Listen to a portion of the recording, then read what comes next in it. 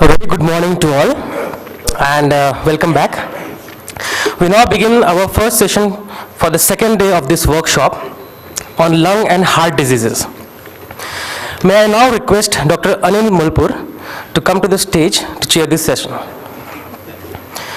Dr. Anil Kumar Mulpur is Chief Cardiothoracic Surgeon at Sunshine Hospitals, Hyderabad. He finished his MBBS and MS in General Surgery from Osmania Medical College, Hyderabad. He is a fellow of Indian Association of Cardiovascular and Thoracic Surgeons, as well as European Association of Cardiothoracic and Vascular Surgeons. I hand over the mic to Dr. Anil Mulpur now. A very good morning. I am at the other end of the spectrum. I operate on heart and lungs, and it is so refreshing to actually see the basic science which will actually pave way to clinical practice.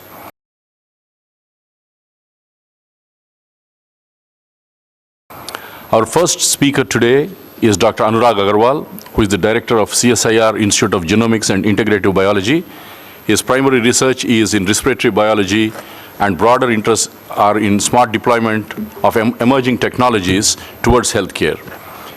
He is a recipient of the prestigious Shanti Swarup Bhatnagar Prize, the highest government scientific award in India in medical sciences in 2014. He also has been elected as a fellow of Indian National Science Academy and Indian Academy of Sciences. He is going to talk to us on respiratory health and disease in India, nature or nurture. Over to you, Anurag. Thank you very much, Dr. Mulpur, and thanks to everybody for joining us this morning. So when I got this session, I was wondering what to talk about in genetics. And I thought I would speak about something that has intrigued me for the last many years, the poor lung function of Indians. And whether it is something genetic, something normal, something inherent to Indians, or something abnormal. And most of you heard about the high levels of pollution in India would automatically be thinking, of course, it must be nurture. But I'll tell you how this got started. A few years ago, almost 5 years ago now, we did the largest point prevalence study of symptoms in this country. Basically 8,000 doctors across pretty much all geographies of India, reporting on why patients came to see them on a given day and recording the basic symptoms and the basic diagnosis for everybody. We decided to convert this into a kind of a network type of review, so you can see people organized by decades. This is called an alluvial graph. The most important thing sink down to the bottom. They drag their network connections. But one important thing we always say, give the respiratory people more money. And Dr. Mulpur? Can't hear you. Okay. Can you hear me now? All right. So a thing that we said is all decades of life, the biggest reason for patients to see doctors are respiratory symptoms. And you can see many other things in this, but I'll only point this out today. And this was interesting to us because everybody thought there's so much pollution in the cities of India, no wonder so many people are coming to see doctors. But small towns had far greater respiratory symptoms than big cities. And if you look at the reason for presenting, you could see far more people had obstructive airway disease, far more people had those kind of symptoms. And one of the obvious possibility when you look at small towns of India is they don't have clean cooking fuel. But when we did this study, we never asked about that. The doctors were only recording why patients came to see them. They were not recording other factors. So we did something very simple. We went to the Indian government's data website. We downloaded LPG cylinder. LPG is liquefied petroleum gas. It's a clean fuel. We downloaded LPG cylinder sales. We downloaded the census data. We created an index, LPG sales per unit population. And we used a Bayesian network to see what connects to this dirty fuel or clean fuel. Essentially, it's a proxy for clean fuel. If the LPG cylinder sales per unit population is low, people are cooking. We don't use electricity for cooking. Therefore, they must be using dirty fuel. Using this simple extrapolation, we found that obstructive airway disease connects very strongly to availability of clean fuel. And this being a Bayesian modeling, you can actually model it if you go from the lowest to the highest quintile, about 15% penetration to about 60% penetration. You can see you can cut airway disease by about half. on the same time we are finding this massive burden of respiratory symptoms and potentially disease and trigger factors, came the result of this very important study called the Pure Breath study. 38,000 people from 17 countries underwent spirometry. Now, why was this interesting? Compared to a white European or American male or female, a South Asian, dominantly Indian in this particular study, would have 33% lower vital capacity after adjusting for height, weight, gender, even to some degree occupation. And that's shown over here. And we are by far the worst in the world. And this is something, what is vital capacity? You take a breath all the way in, you breathe all the way out. The amount of air you will blow out is called vital capacity. You do it in a forced maneuver, it's called forced vital capacity. So Indians, clearly the worst in the world. Now, is this important? And the newspapers went to town over it, the world's worst lungs are in India. But there's a significance to this low vital capacity.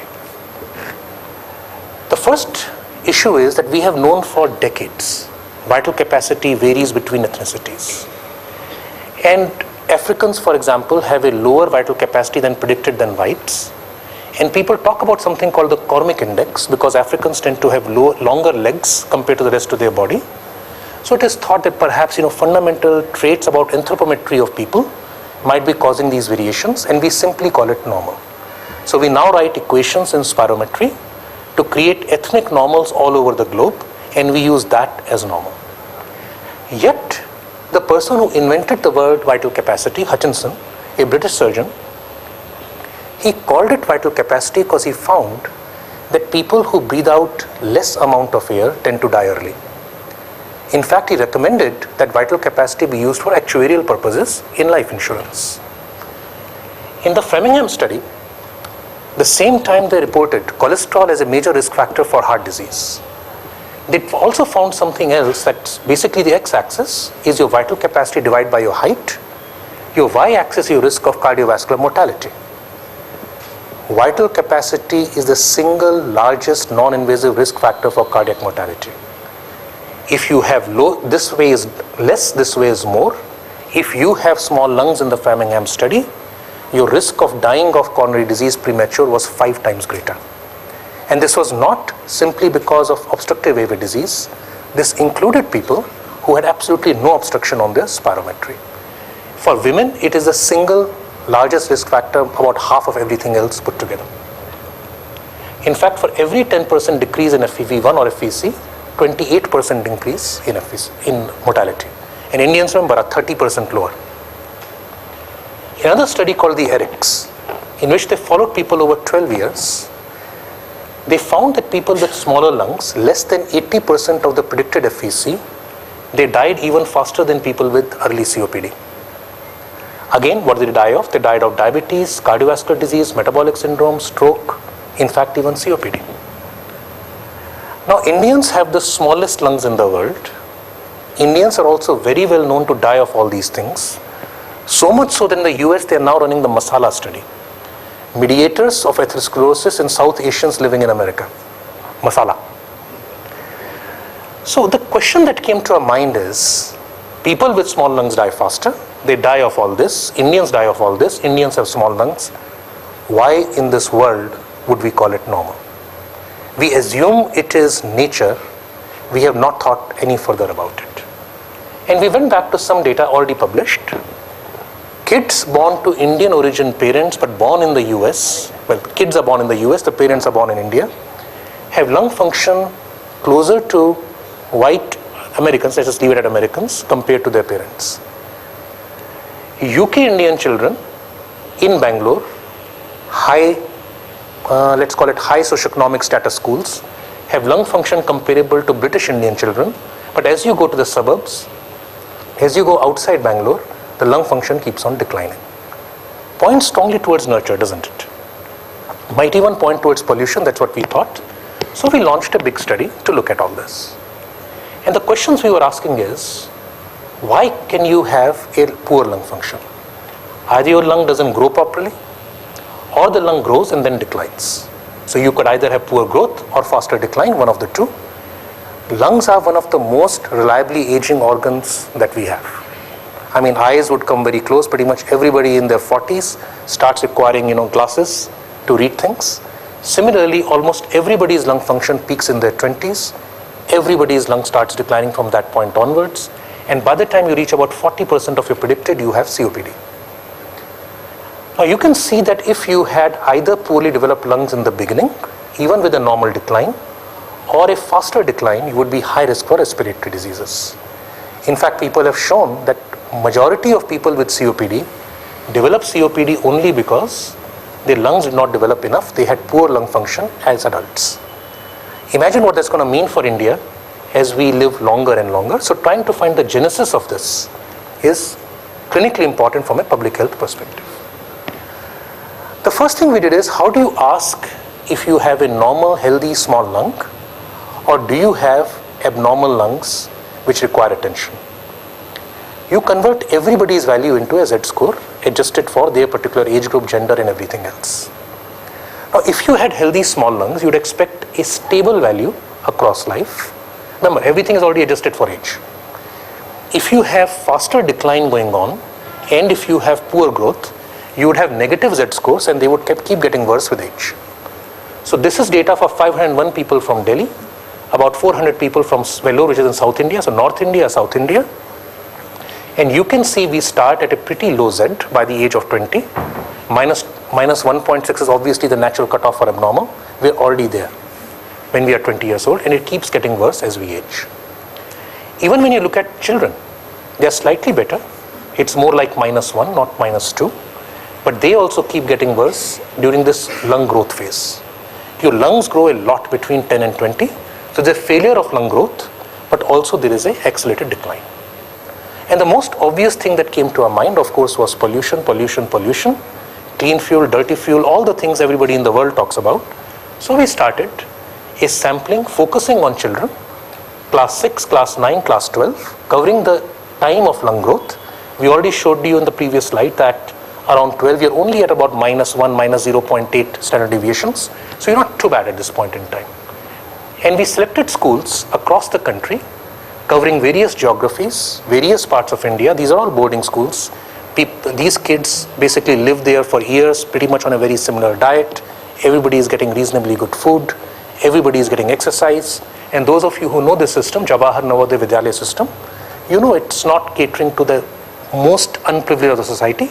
It is basically lower middle class and the upper part of the lower class. And we got about 2,600 subjects sampled from across the country. The first surprise to us was pollution was not the answer. Except for areas of high altitude like Leh and Phodong, this is basically Himalayas, pretty much all across India lung function is poor, and some of the worst lung function is seen in the cleaner cities, which are Pondicherry, Trivandrum and Bengaluru. So our original hypothesis that high pollution must be driving poor lung function in Indian samples turned out to be fundamentally incorrect. In fact, I would show Bharatpur, which is close to Delhi, Jhajjar, which is close to Delhi, had significantly better lung function than many of these cities. The key finding was this, and I'm going to spend a little bit of time on this. For every one of these samples, we measured a large number of cytokines. I'm showing you only IL-8 over here in interest of making it clear. Poor lung function was strongly associated with very high levels of IL-8, TNF-alpha and interferon gamma. It over here because IL-8 showed the strongest associations.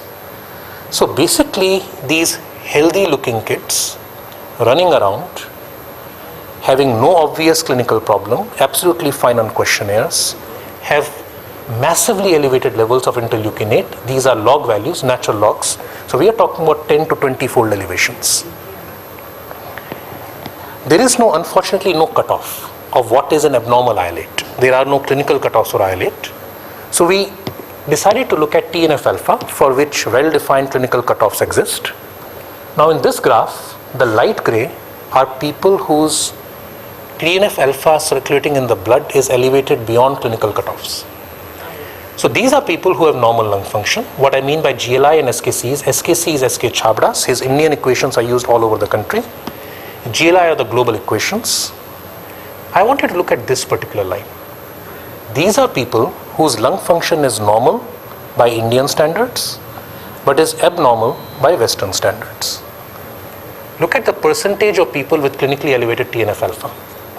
These are people with normal lung function by both global and Indian standards. These are people with abnormal.